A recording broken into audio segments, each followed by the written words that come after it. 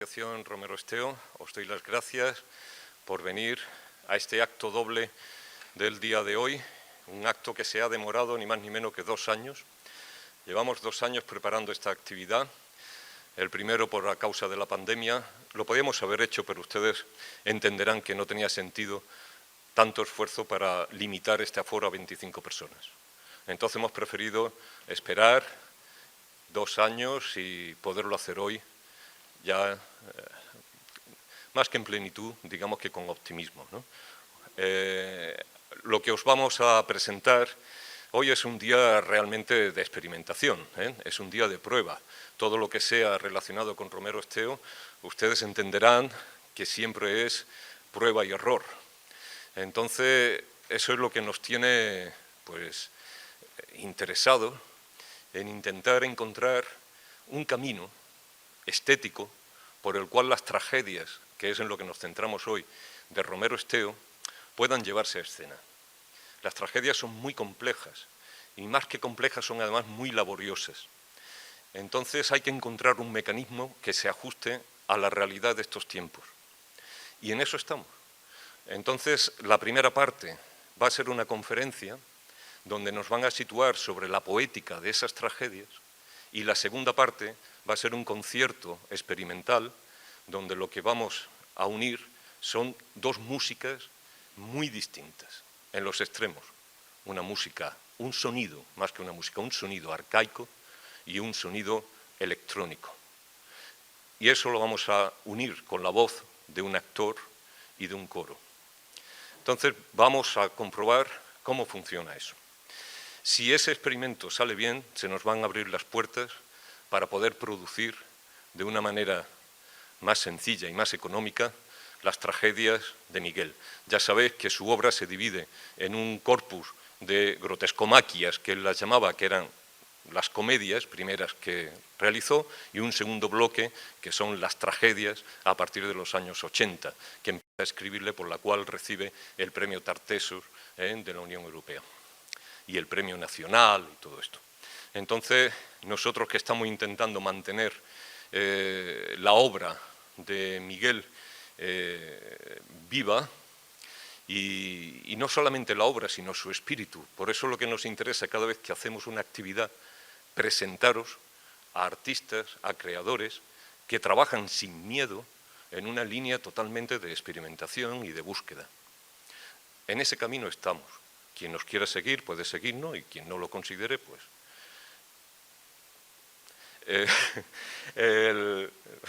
no quiero ser más explícito, pero... entonces me centro en lo de ahora. Ahora mismo lo que vamos a escuchar es una conferencia de Carol Eger.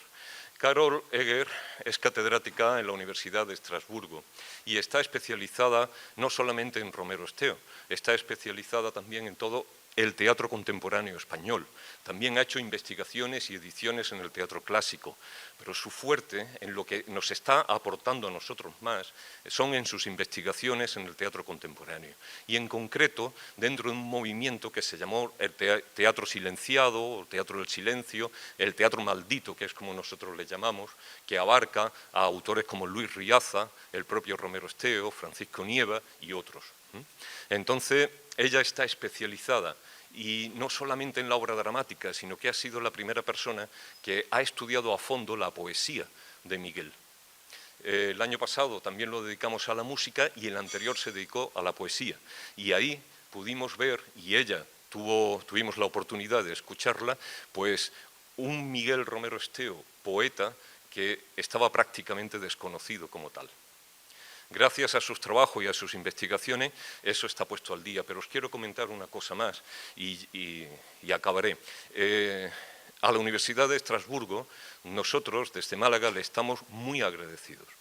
Y le estamos muy agradecidos porque hace muchos años, cuando veíamos que Romero Esteo se estaba haciendo mayor y que su legado podía peligrar, no sabíamos qué podía suceder con toda su obra original, hicimos una proclama a ver quién respondía a esa ayuda que nosotros estábamos pidiendo para que toda su obra original quedase protegida. Y fue la Universidad de Estrasburgo la que nos dijo: estamos interesados, en traer aquí y proteger la obra de Miguel. Cuando eso sucedió y empezamos a hacer todos los trámites, pues llegó la administración española diciendo cuidado que esto es patrimonio nacional y esto hay que pasar por... Y entonces, bueno, estuvo muy bien porque gracias a eso el Ministerio de Cultura, a través de la Biblioteca Nacional, compró toda la obra original de Romero Esteo. Y eso quiere decir que toda su obra original está protegida en la Biblioteca Nacional. Por lo tanto, aquellos investigadores que quieran saber sobre Miguel, ya saben que no se ha perdido absolutamente nada, que todos los papeles y todos los documentos están protegidos y están a salvo. La primera entrega se hizo, eran cerca de 22.000 folios. Y ahora hay una parte importante que se encuentra aquí en el Archivo Provincial, que posiblemente vaya también a Madrid, a la Biblioteca Nacional, para que toda su obra y toda su documentación esté bien recogida. Así que, por lo tanto, respiramos tranquilo porque ya está eso protegido. Y en la conferencia de ahora le va a acompañar a Carol Leger, le va a acompañar un actor, Luis Felpeto, que ha tenido la amabilidad de esta colaboración, pero ni más ni menos que en el día de su cumpleaños. Así que no hay nada mejor para un actor que celebrarlo en lo alto de un escenario. Entonces, por un lado, le quería pedir perdón de Luis, no veas lo que te he hecho de pedirte que haga esto, pero él me dijo, encantado, Rafa, es el día de mi cumpleaños, qué mejor que estar en el escenario. Así que ante una persona así, ¿qué os voy a decir? Luis Felpeto es un actor que se formó en Málaga, estuvo en Madrid trabajando para distintas compañías. A mí me maravillaba que era capaz de retener de memoria los textos de 4 o 5 personajes en 4 o 5 montajes de 3 compañías distintas, que no sé cómo lo hacía, pero lo hacía. Y me asombró aquello. Y después se fue a El Salvador. En El Salvador ha estado 7 años trabajando en proyectos de compromiso social muy fuertes y, de hecho, pudimos ver aquí en España varios trabajos que ha hecho con mujeres de compromiso social y tienen un proyecto de cine comunitario que ya han empezado a trabajar por la provincia de Málaga y realmente interesante. Así pues, tenemos a Carol Leger, que le pido que pase al escenario para empezar su conferencia, y a Luis Felpeto, que en determinados momentos va a intervenir. Yo os dejo ya y espero que os interese lo que vamos a escuchar. Muchas gracias.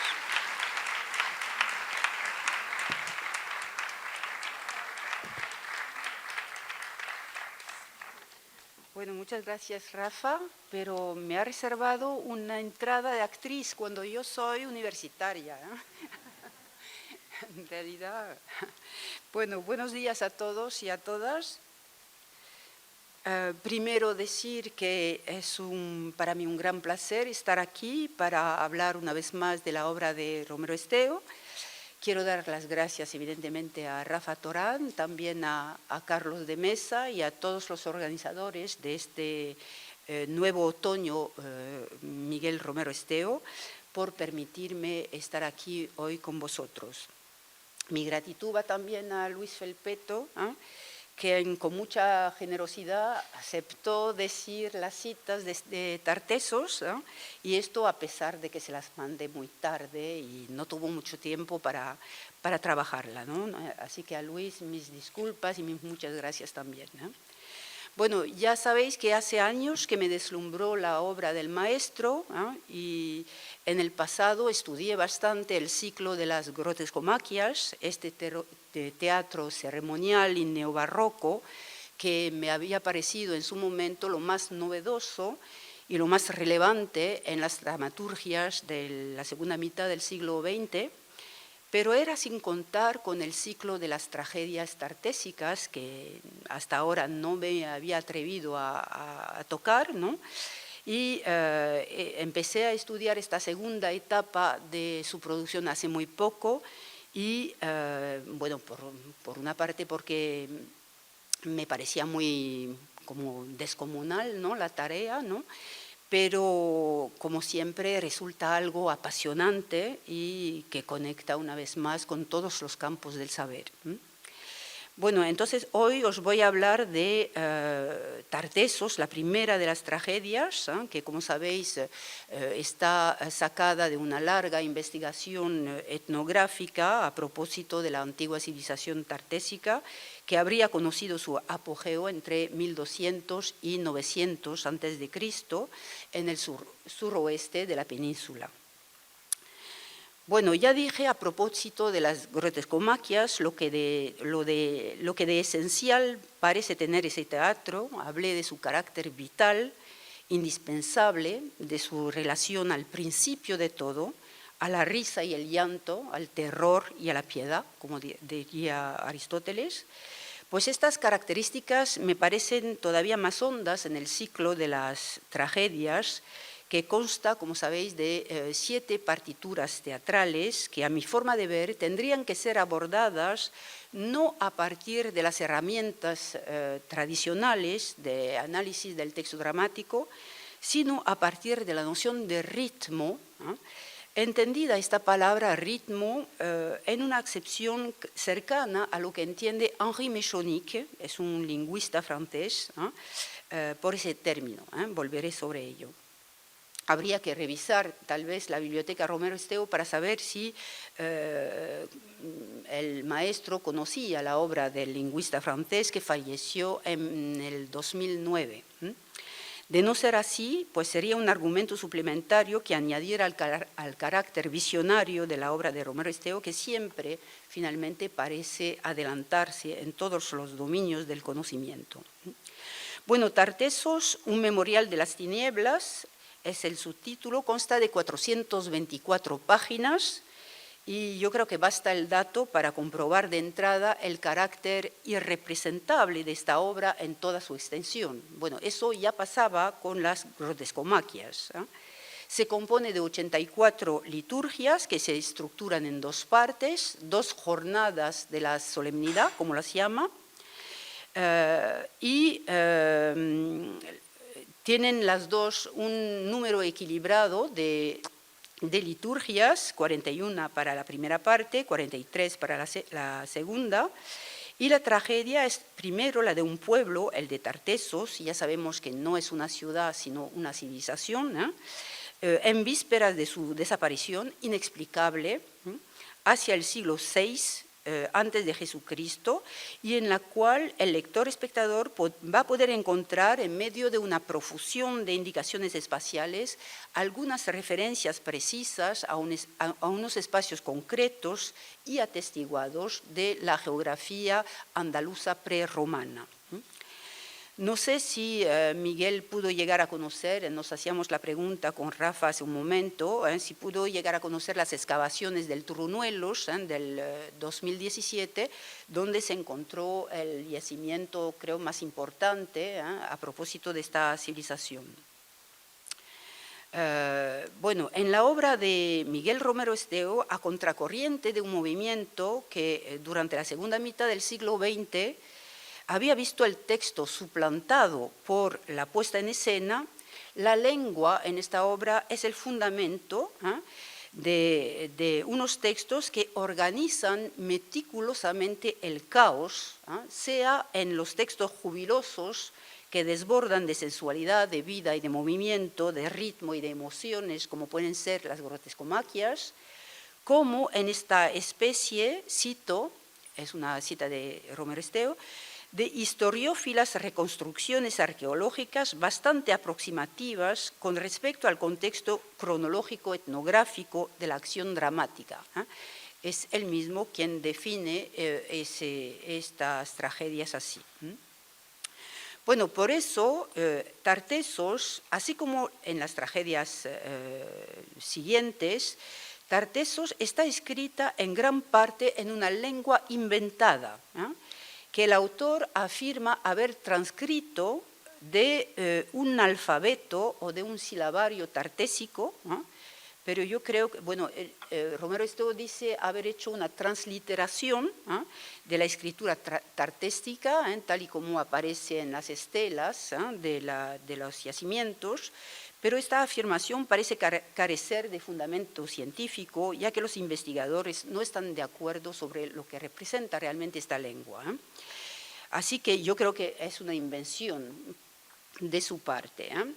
Y esta lengua tartéstica mezcla sonidos que pertenecen además a diferentes fuentes lingüísticas, como pueden ser el vasco, el etíope se dice así, o el griego, aparte de los sonidos supuestamente tartésicos, y también mezcla algunas verdaderas partituras musicales que él mismo escribe a lo largo de los textos. En Tartesos, en las 11 primeras liturgias solo se oirá esta lengua inventada, y las primeras palabras pronunciadas por el diácono solista Dei Arraigobo en la segunda liturgia van a repetirse en la cuarta liturgia en un cuplé que va a volver a lo largo de la obra no menos de 26 veces.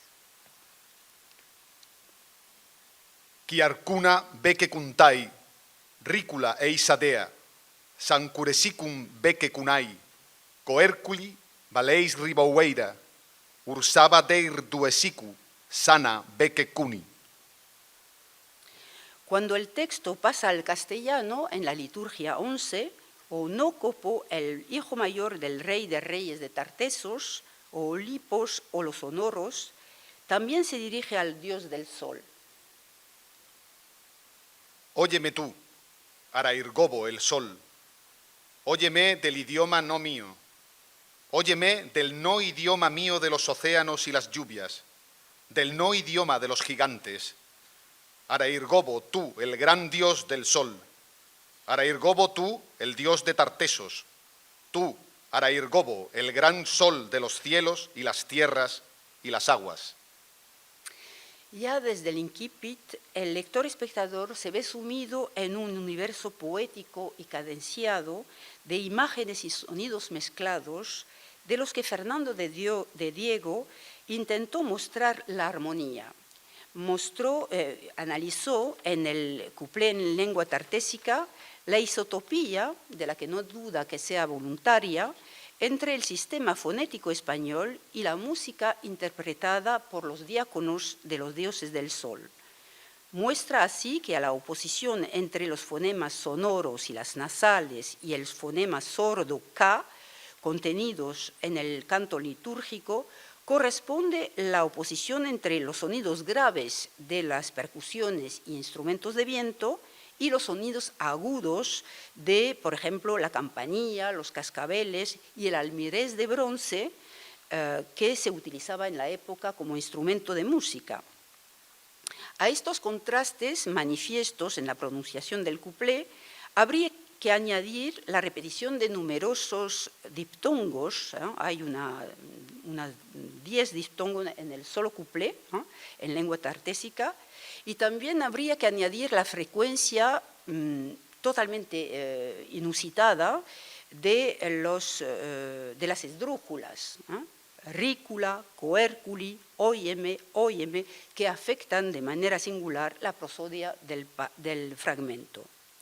Fernando de Diego observa la misma isotopía entre los fonemas N, B, G y la música del bongo en los fragmentos en lengua etíope, los cuales van a volver 13 veces en la liturgia 6 de la segunda parte. Una didascalie abre el fragmento que dice: «Sube ya muy espeso el remoto rezongo de los tambores del bongo llamando a los dioses de la lluvia, mientras el criado etíope, Bunsumuru, canturea». Eye soninga banga, eye soninga bo, eye soninga banga, eye soninga bo. Pero la impresión de cadencia armoniosa procede, a mi forma de ver, en lo que acabamos de oír, ¿no? Procede de una forma antigua de poesía escandiada a través del ritmo yámbico. El ritmo yámbico es un ritmo que hace alternar una átona, una tónica, una átona, una tónica, o una corta, una larga, una corta, soninga, banga. Es una forma antigua en la poesía griega que parece vinculada a los cultos religiosos del nacimiento y de la muerte. En esta poesía el pie no corresponde exactamente a la sílaba, pero es más bien una unidad rítmica como el tempo en música. Es decir, que el lenguaje dramático que estructura la puesta en escena organiza desde el principio el acondicionamiento del espacio, del tiempo, de los personajes, de la acción, en un más allá del tiempo en el que el ritmo, en tanto que distribución del sonido y del movimiento, aparece primero. Para entrar en ese universo dramático y hacer legible y audible la partitura teatral, el lector-espectador deberá librarse de todos los marcos analíticos a partir de los cuales suele abordar un texto dramático, siendo evacuada la función denotativa y consensual de la lengua. La función denotativa y consensual es la del diccionario.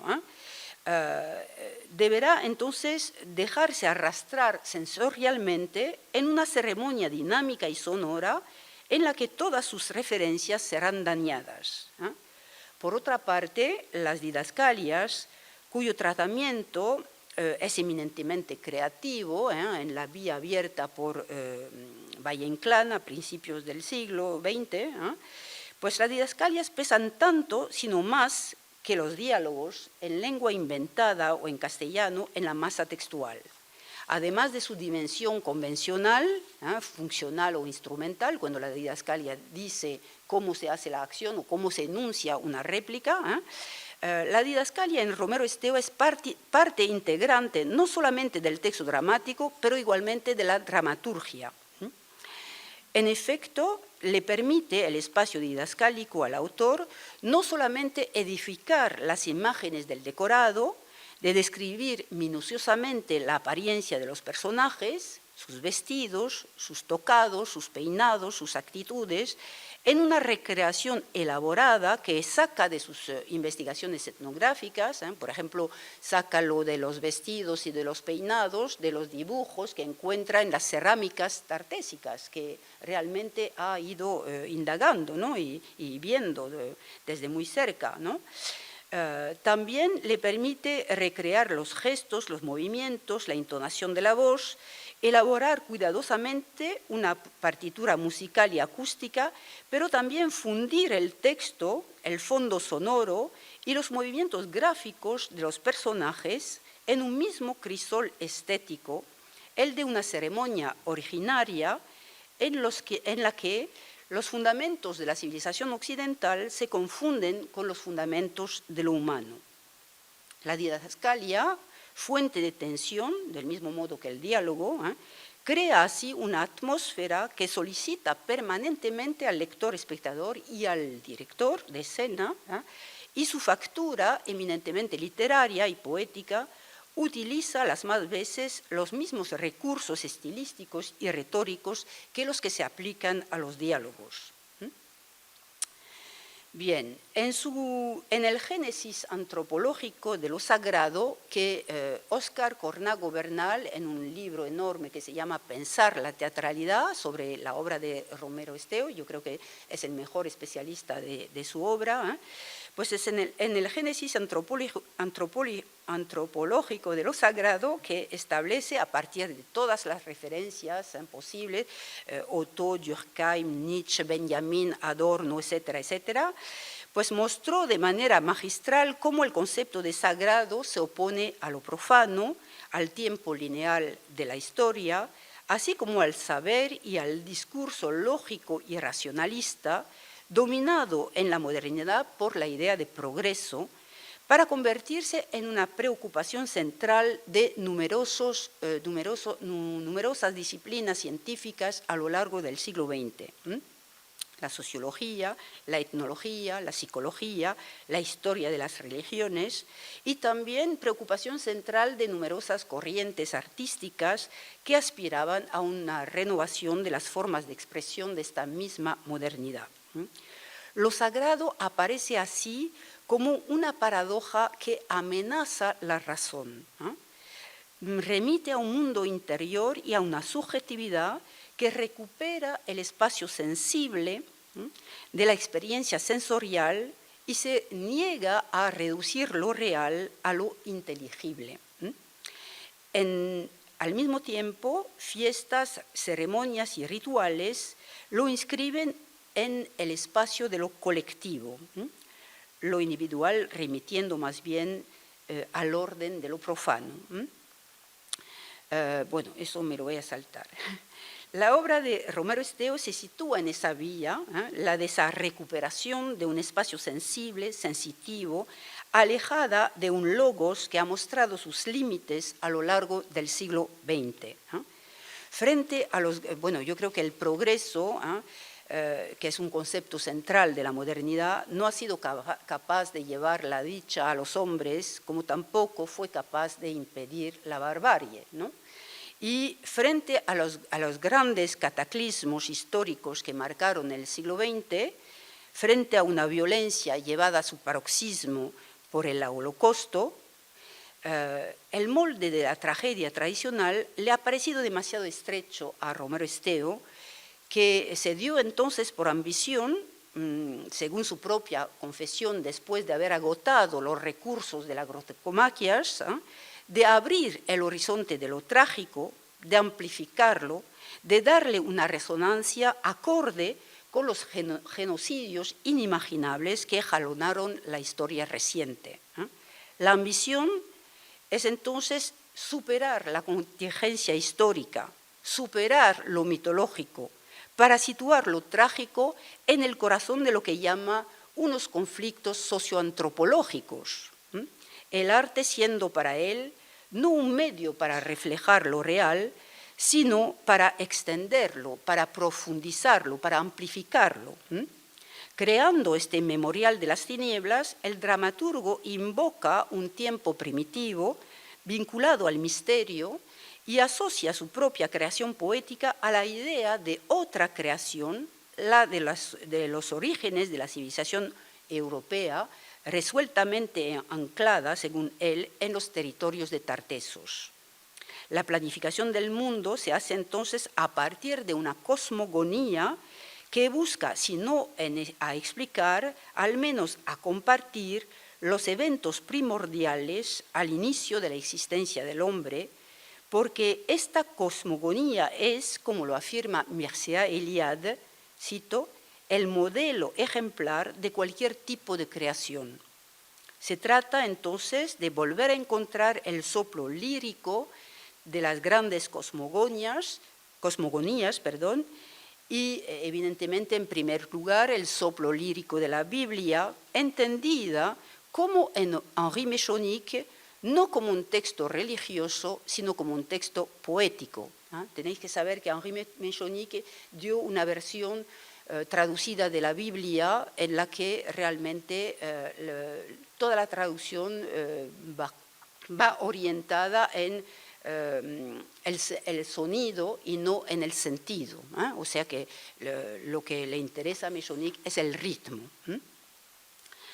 Tartessos se presenta así como una invitación a compartir una experiencia colectiva, sensorial, carnal y sonora, que reanuda con el sentimiento de lo desconocido, con la intuición que puede tener cualquiera de nosotros, cualquier individuo, de las características de lo sagrado y que el teólogo alemán Otto llama lo luminoso. Lo luminoso es la manera como cada uno de nosotros presiente finalmente el misterio de los orígenes y la existencia de lo sagrado, ¿no? Inventa una lengua, pero no solo a partir de los grabados de las estelas tartésicas, porque también inventa un castellano que le es propio y cuyo ritmo imprime a la lengua tartésica, a los diálogos y también a las didascalias.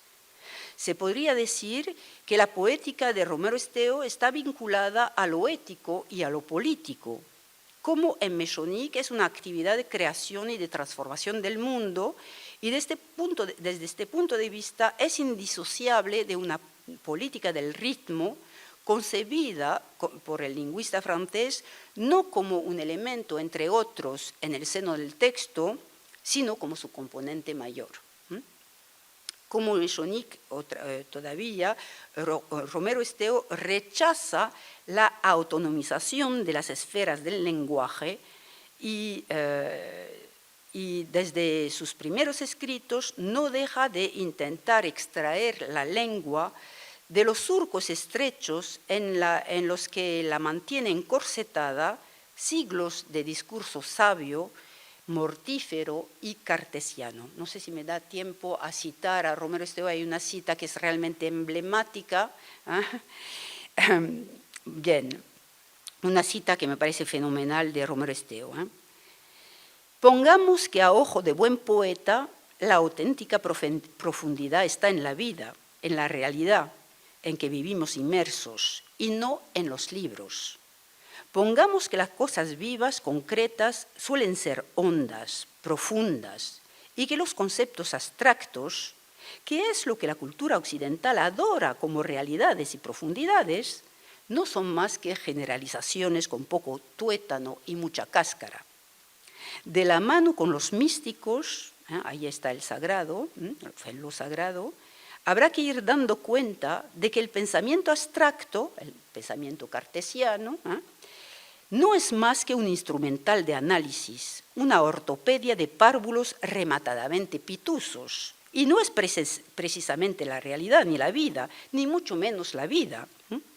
La bebida, posiblemente, porque nuestra ya mentada cultura occidental anda en plena borrachera de abstracciones como océanos de abstractismos impenitentes, como universos de ínclitas imbecilidades gloriosas. El lenguaje fue tomando vuelo y ahora se nos pierde en deliquios seráficamente abstrusos. Bueno, hay que ver cómo con un lenguaje particularmente sabio y cartesiano, Romero Esteo se burla finalmente de este lenguaje de la cultura occidental que permite que el lenguaje se autonomice para con la realidad que va describiendo, porque de abstracción en abstracción acaba por perder la razón, como dice. Bien. Muy pronto, entonces, la lengua de Romero Esteo va a multiplicar las rupturas sintácticas y otros hiperbatones y anacolutos para desbaratar las trampas de los fraseos predefinidos y de los formalismos rígidos. Se oyen numerosos ecos de ello en Tartessos. Chalvos, escriba mayor de Apalacio, yo, Guanacos Guanacum o Nócopo, rey de los reyes, mándotelo y ordénotelo. Reúne de a todos los escribas y con punzón de oro en láminas de oro, ya otra vez escriban el mensaje a todas las tribus de Hispanaímin, la tierra península. Un solo ejemplo de didascalia permite tomar la medida de la resistencia que presenta la lengua de Romero Esteo a las normas lingüísticas. Pues como lo dice el propio Romero Esteo en este libro de Tartessos, resistir es vivir, un propósito que nos recuerda al hombre rebelde de Albert Camus.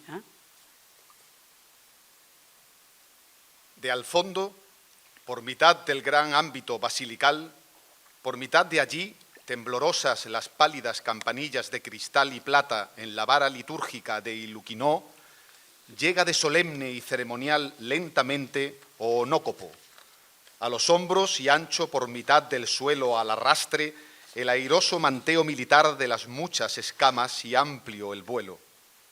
Por delante, a mitad de extendidos los brazos, trae de mucha la solemnidad la gran túnica de los dioses y la gran gala, la gran túnica de mucho el ceremonial, blanca de leve su frágil tejido de la transparencia y la nieve, recamado de los oros con el gran sol de los dioses y los tesoros allí bordado de hilillo de oro al centro de la delantera. Con la cabeza erguida, Onócopo viene abismado de mucho el ritual. Lo que me llama la atención en este fragmento es que la desviación con respecto a la norma no solo no impide la visualización de la escena, pero casi facilitaría la integración en la imagen de la dimensión acústica y cromática, de la solemnidad de la gestualidad y del énfasis imprimido al ritmo en el recinto sagrado. En esta búsqueda romántica de los orígenes que es Tartessos, los ritmos que como las artes se conjugan en plural, que como las artes se conjugan en plural, son primero las de la naturaleza, la de los ciclos, de los periodos y de las frecuencias, los de los océanos y de los vientos de la noche, en unos paisajes naturales, estos territorios málacos que dan su título a una gruesa recopilación de relatos. El interés del autor, dice Óscar Cornago, por las culturas arcaicas, en estrecha connivencia con el medio natural que les rodea, elevado a una condición sagrada, imprime una honda huella en su estética. Bueno, voy a hacer un paréntesis para hablaros de un debate que tiene mucha vigencia últimamente.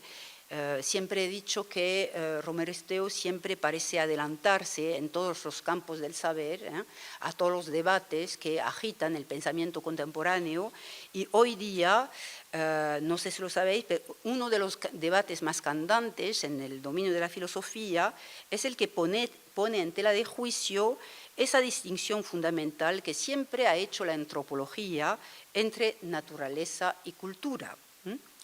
Un antropólogo como Philippe Descola, hace unos 30 años pasó 3 años viviendo con los indios Achuar en la frontera del Perú y del Ecuador, y ha vuelto con un libro maravilloso que se llama Las lanzas del crepúsculo, y unos años más tarde escribió una obra que agita bastante los espíritus últimamente, que se llama Más allá de naturaleza y cultura, ¿no?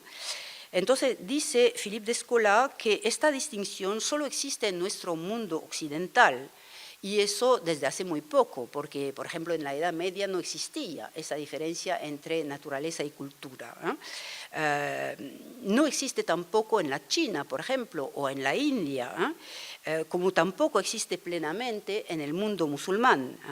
No todos los pueblos han tenido esta distancia reflexiva para con la naturaleza. Y yo creo que hay un intento en toda la obra de Romero Esteo de borrar precisamente esta distancia hacia la naturaleza, de borrar las jerarquías a las que nos lleva el pensamiento cartesiano entre, por ejemplo, lo popular y lo culto, y por cierto también entre la naturaleza y la cultura.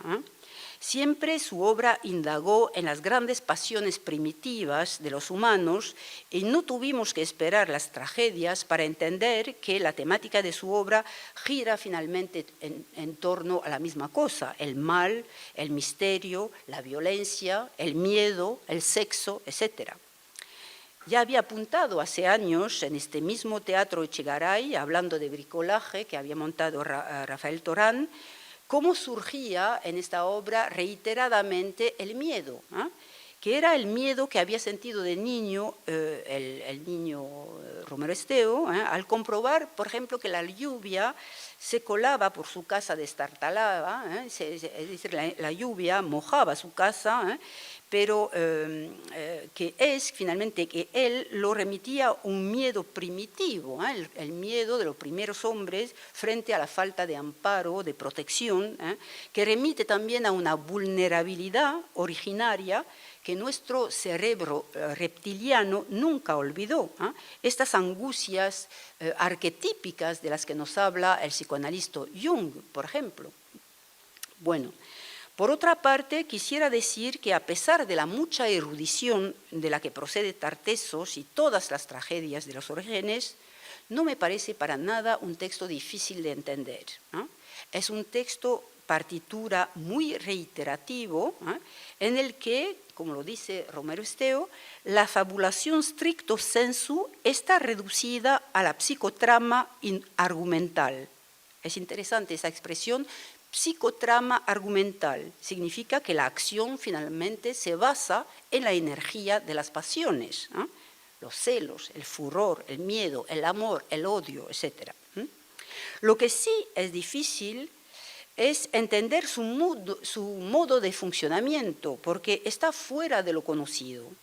Son poquísimas las obras que atienden más al sonido que al sentido, poquísimas las que se centran en el ritmo, un ritmo que es a la vez ritmo de la lengua, la reiteración, la ruptura, la invención léxica y sintáctica, ritmo de los cuerpos, el movimiento, la gestualidad, el modo de relacionarse los personajes, y el ritmo de los instrumentos, con esos contrastes entre música aguda, música grave y solemne, y todo esto fundido en un mismo gesto estético.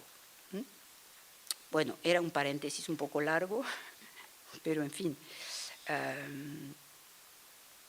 Me he perdido. No. Los ritmos son también, entonces, como lo acabo de decir, los movimientos de los personajes, de los decorados, de las entonaciones, de los timbres, de las partituras musicales, las procesiones y danzas sagradas que salpican el ritual, invocan los ciclos cósmicos y el eterno retorno. A veces son escenas de lucha que dan lugar a un movimiento cadenciado, que ve alternar, por ejemplo, los ataques, las esquivas, los avances, los retrocesos, acompañados por un fondo sonoro que también va cambiando. Por ejemplo, en la liturgia 19 de la segunda parte, cuando la rivalidad entre los dos hermanos, Onócopos y Aráclos, pasa por un diálogo en el que alternan lengua tartésica y castellano, mientras que sus gritos marcan el tempo de su lucha cuerpo a cuerpo, como si estuvieran en un cuadrilátero de boxeo. Vociferan del gañote convulso, luego embístense del lanzón aborigen espesamente a pulso y mucho a la calor. Dentro, los diáconos ronronean piadosamente de los dioses del sol el antífona polifónica y oscura la liturgia de los abismos y oscuras las voces. Vuelven a entrechocar de los escudos a mitad de la basílica los combatientes, vuelven a recular de a mitad de los suelos, voceando de malditos los gritos crudos y con pelos, voceando del oscuro idioma de los gigantes.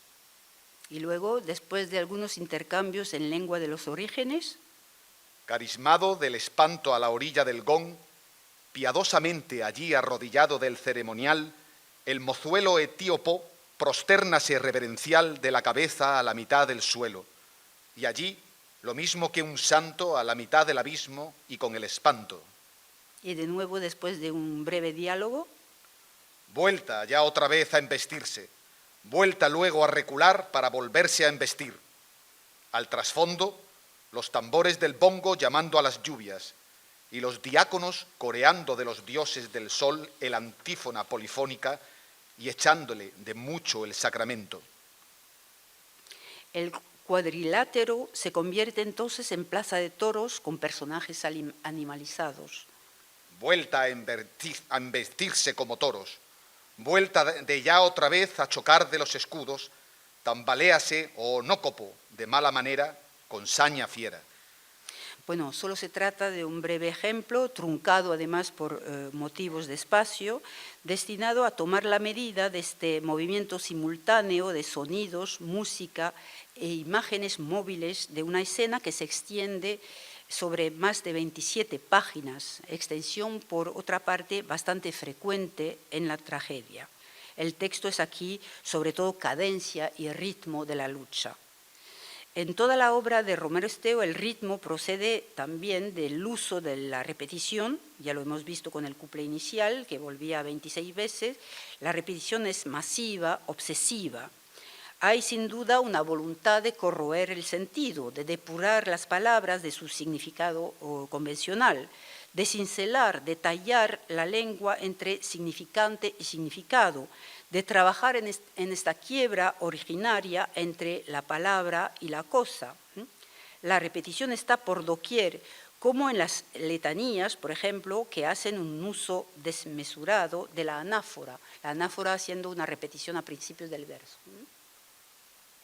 Oolipos, Oloforonos, gran rey de reyes, rey de reyes de los reinos de las Tartesias, rey de reyes de la Baitiquía y gran Salam Baitis el gran Salam, rey de los reyes de la Oónova y la Osónova, rey de los reyes en los territorios de al otro lado del Salam Anás, protector de los Ilusitanos y Beroac de Olisipo, protector de los Kemsoi Seltarruac de al este y al oeste, rey de reyes de las minas de la metal plata, rey de reyes de las minas de la metal oro, rey de reyes de los bosques y las cordilleras de los bosques, gran rey Oólipos, el gran rey de reyes en Tartesos.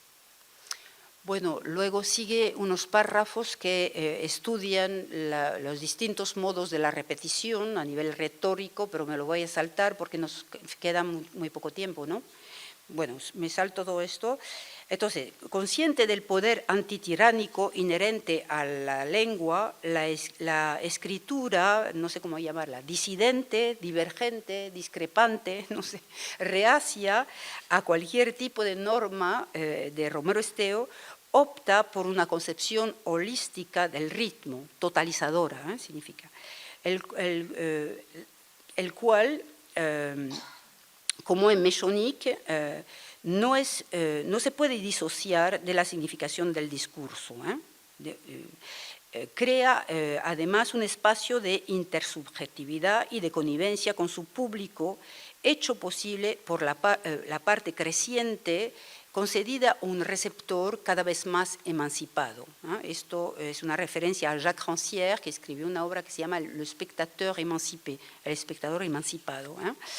Al final de Tartesos, tal y como lo había anunciado, bueno, voy a concluir aquí, pero quisiera dar unos ejemplos de cómo funciona esta palabra dramática sin equivalente en la historia del teatro occidental, y por eso voy a dejar la palabra a Luis más en este final, ¿no? Al final de Tartesos, entonces, tal y como lo había anunciado a Heraclos, Onócopo fallece cumpliéndose la profecía trágica y su hermano enuncia entonces una plegaria que arremete en contra de todos los pueblos de la Báitica que no acudieron en su ayuda. Oh hermano mío, Onócopo, hermano mío, ¿qué te han hecho? ¿Qué te hemos hecho aquí de las alimañas? Hemos te acometido de las babas y la soledad. Hemos te dejado solo a mitad de las bestias y los dioses, a mitad de la luna de los asesinos. Hemos te arrojado a la luna de las tinieblas y la sangre, a mitad del sacramento de los cuchillos, a mitad de la gran rueda de los cuchillos y el horror. Los guánacos de la Baitiquía te abandonaron, malditos los guánacos de la Baitiquía. No acudieron a tu convocatoria de la tierra península contra los enemigos de la tierra península.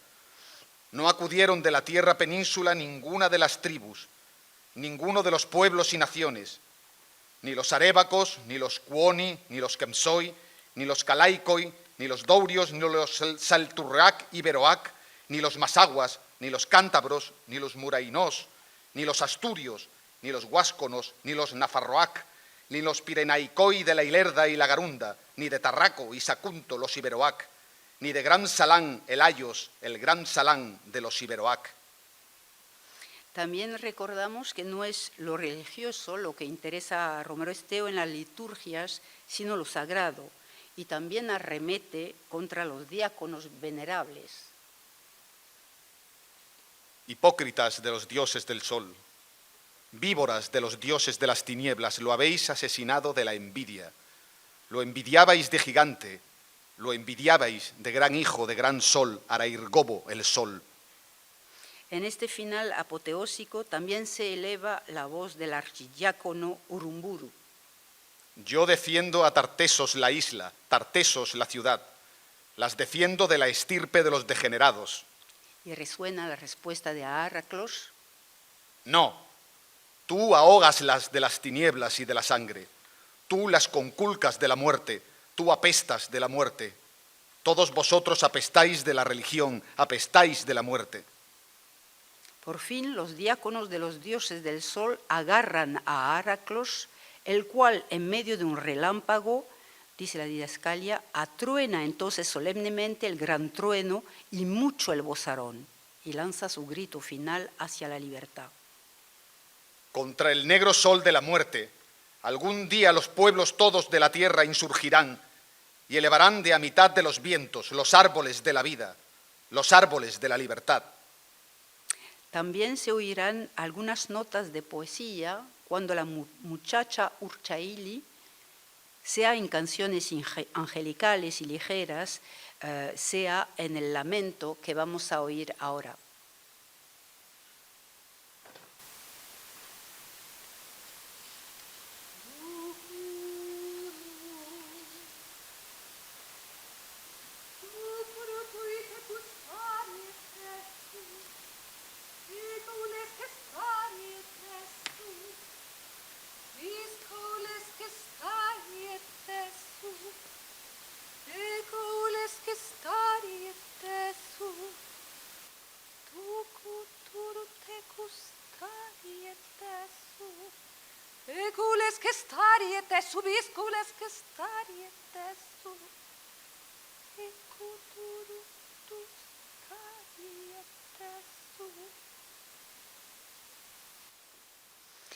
En la liturgia 38 volverá el famoso cuplé en lengua tartésica, el mismo que, reducido a los 2 primeros versos, en la última liturgia cerrará la obra.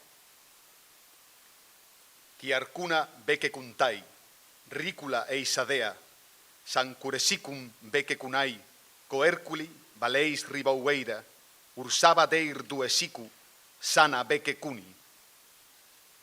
Pequeña conclusión definitiva, la obra de Romero Esteo participa así plenamente de las preocupaciones de las artes de los siglos XX y XXI en busca de una renovación de sus modos de expresión, contemporáneo de un Peter Brook o de un Claude Régis, que como él se interesaron por los textos fundadores y por la materialidad del lenguaje.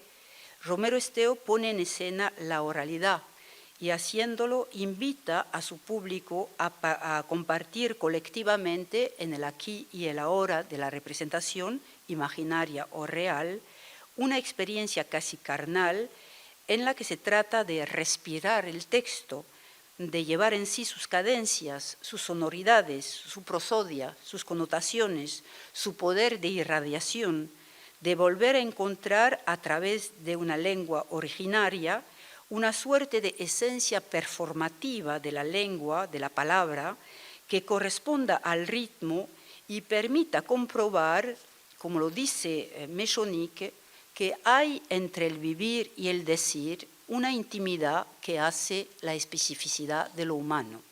Muchas gracias.